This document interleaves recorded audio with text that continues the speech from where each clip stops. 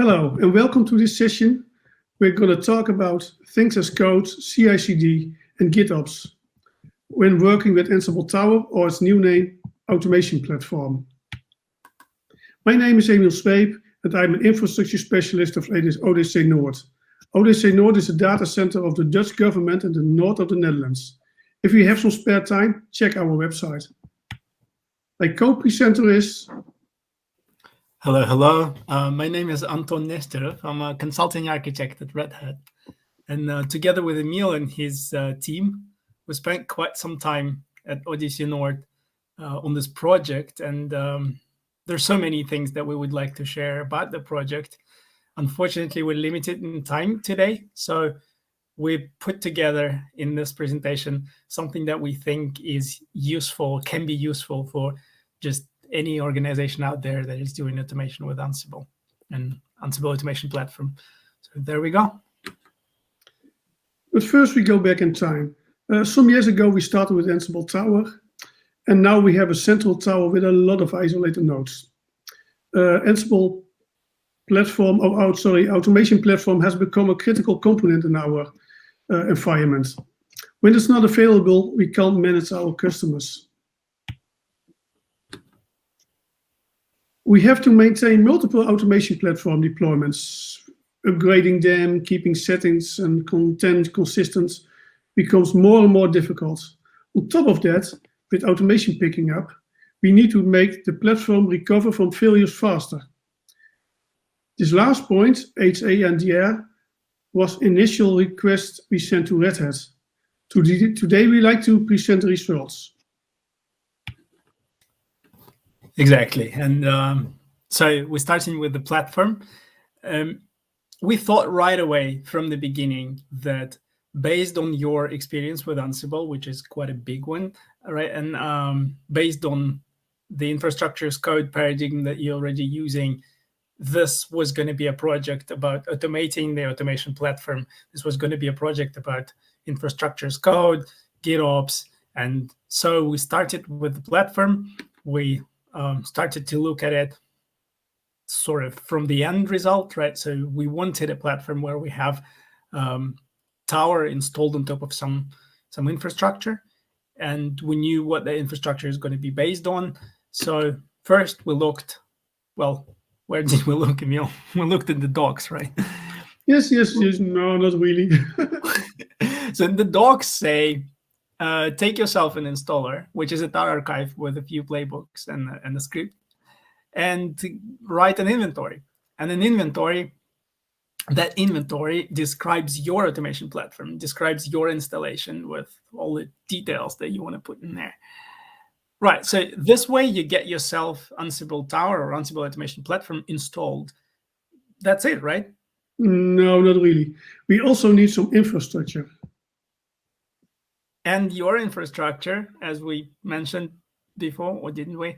It was OpenStack. Yes, you guys have quite a large cloud on OpenStack. We're even two of them.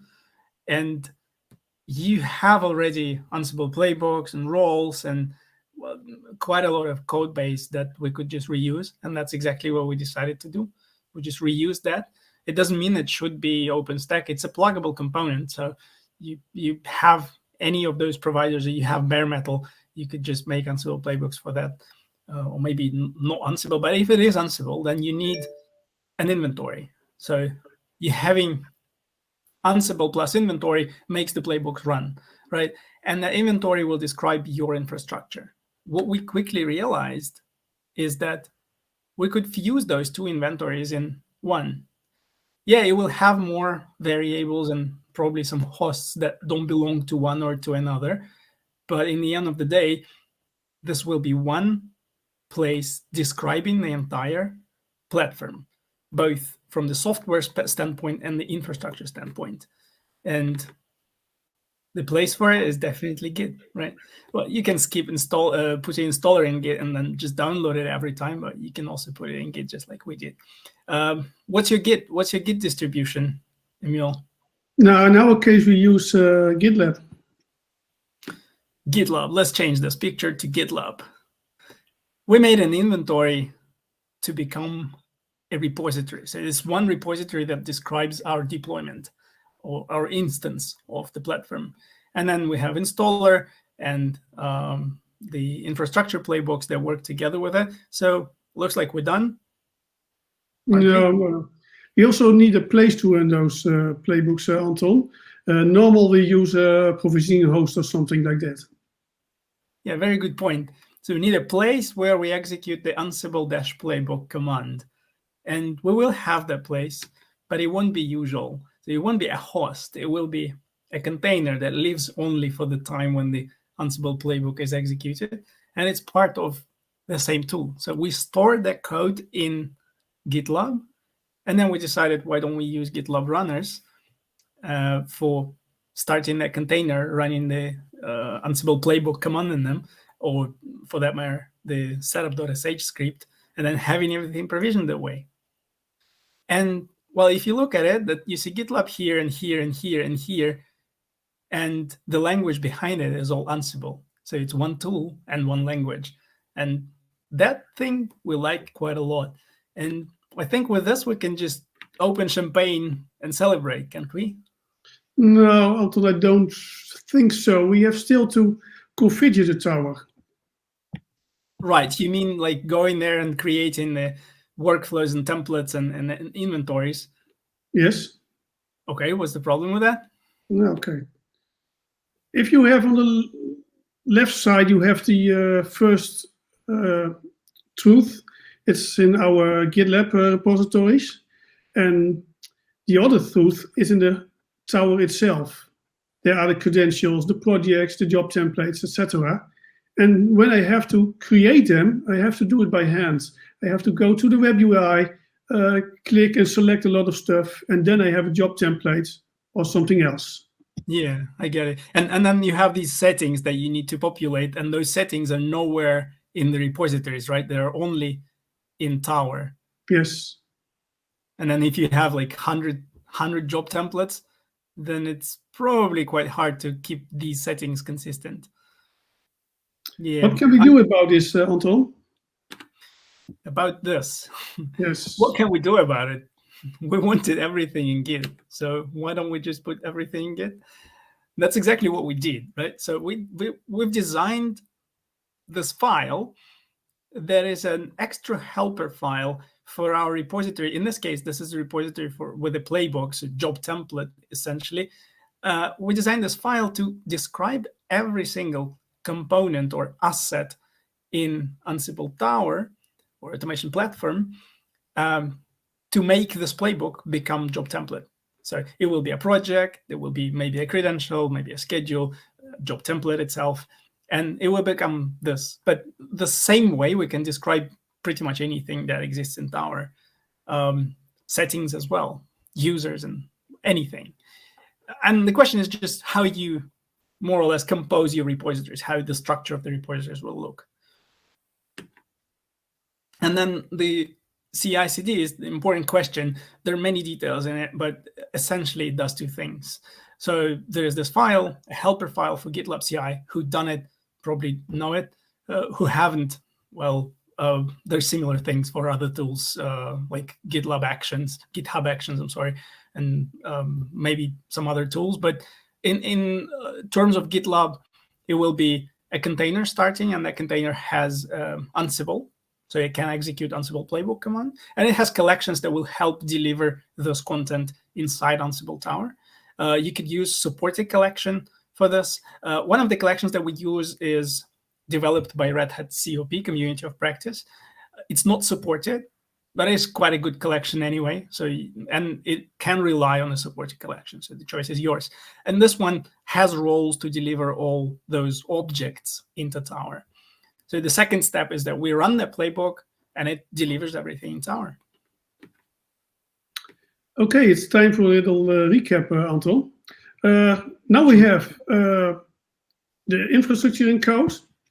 We also have the Ansible Automation Platform in code, and also the configuration of Ansible Tower in code. Yeah, right. So I think we're almost finished. But I have to go back to the first thing, and I think it's also good to say a couple of words about availability and disaster recovery, because that was our initial question. Right, yeah, we have to. Although we're limited on time, but let's just quickly go through it.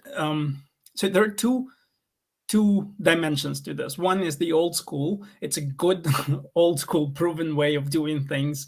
So if you're not lucky like we weren't, and you don't have a DBA department that gives a highly available Postgres to you right away, then you'll probably have to do something about it. Or if you want, so we implanted a little simple role that makes a replica of the database during the delivery of the platform in that pipeline. And then we have a manual execution that allows you to fail over with certain vars.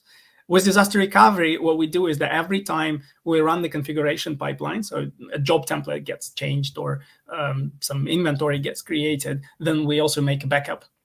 And if you want, you can also execute the restore on the DR side at the same time, every time you change anything. And this new dimension that I said about before is that since everything is in code, platform is entirely described, defined in Git, and delivered from there. So if you change that definition, or if your platform is completely gone, then you can just redeploy it in a matter of minutes from this code. And if you keep preheating the DR side with that same content, then maybe that's your HA, because the only thing that you need to do is to switch a CNAME that points to your tower, and that's real quick. Okay, Anton, demo time. What I'm going to show us. Right. So in the demo, we would like to first show you the structure, the composition of the folder, how we organize that. And this is the installer. So the installer is basically the content of that tower archive, right? And in there, we have instances that are provisioned with this installer. There's just one right now. It's a demo tower. And in there, we have deployments. So you can quickly see what the deployments word actually mean. So we can have a DR deployment, a primary deployment, and a team of people who provision that. They also, they can make the decision if the DR is needed, primary is needed. So let's look. This is the inventory of the primary, and well, that's quite a usual thing. And in there, we can have host vars, group vars, so something for OpenStack. Remember, we fuse them together into one inventory. And from this inventory, we provision both the OpenStack infra and Tower itself. Same people who made those folders, they also made that global folder in the configuration subgroup. And that global is something that is containing global settings for entire tower. So we've decided that there's this need for settings that belong, the people who deploy the tower, they're responsible for those settings. We put them in this folder, we organize them in this loose files per subject, but it can be organized in any other way. So all of them describe some tower objects. And well, there can be settings for LDAP, mapping, subscription, orgs. We created one organization, and if everything's good, then we should see it in Tower, right? So it was synced. The pipeline is green, so it was synced. And yeah, that's so much for global settings. And we've onboarded one org, and when we onboarded that one org from the global settings, essentially, well, we created the folder structure. And it can be automated, so you can automate creation of that folder structure after in global you onboarded it. In there, we have inventories, we have job templates, workflows, and anything else. Like we decided that we put it in system settings, like users, credentials, anything else that is not those three. Right now, I think what we have just the credentials. So we have one credential to access GitLab, so to be able to check out the GitLab repos in there. And what we also have is like one inventory, one job template. Let's look at this inventory. It's quite a usual inventory. .ini, probably should be YAML by now, but ini, one group, two hosts. And in the host vars, we will have some host vars, right? And these three files are something that you normally don't see. The README is obvious, which is like built-in docs. And the GitLab CI is the one responsible for running this pipeline. And you say, hey, but it raises the bar. I don't want to write GitLab CI file. Look, you don't need to. We just import a template. It's already done. You don't need to do anything about this file. Just let it be. And then there's this other file that you actually need to do something about. So that's replacing your clicking in Tower, but it's also storing all the settings inside Git. And so we have a project for this inventory. We have an inventory. We have inventory source. An inventory source links this project with this inventory. We have all the settings described here. And I think, yeah, well, let's just have a look in Tower and see if the inventory is there. It's there. We have hosts, and that host earth has some radius, and that's a number. How about we just go and change that number? Someone told me there's a better number for this, so I'm just going to use this built-in ID and change it to some less precise value. Let's say I'm not allowed to commit to main branch, so I'm going to make a new branch and make a merge request right away. So merge request is a forum where I can talk to my colleagues. Let's rename it to something. And I'm creating it. And what happens is I have this pipeline starting. This is a detached pipeline, so it's just meant to check the code and see if it's good enough. So this will indicate for people who are in that merge request, approving that merge request, that there are problems in there. So we deliberately left some problems, didn't we? If we look at the merge request, it's all red right now. So it says, hey, don't merge me, talk about it. So this is a forum. This is a platform where we can talk about issues, can talk about, can discuss it with the colleagues. But for now, this is a mock merge request. So I'm just going to merge it because those issues are minor. Right now, they're not going to prevent it from working. So this new pipeline that starts, it starts against the main branch towards which I'm merging. And it will deliver those objects described in the file that I didn't even need to change, right? So I just changed the host vars. It's going to deliver that all in Tower. So it will be a project, an inventory source, an inventory, and right, where's my pipeline? Oh, passed already. So what we can see is that the inventory was made, updated, the project was updated, the inventory source was updated and also synced, right? And with this successful pipeline, let me refresh that page. We have the new number here. And the inventory has an inventory source, and it has project corresponding to the inventory source with the settings. And look at the description. So what we did there is we put created automatically with our pipeline, and we always updating this value with the pipeline that actually is responsible for delivering this last change in there, which is pretty handy for audit. And that pretty much concludes for the demo.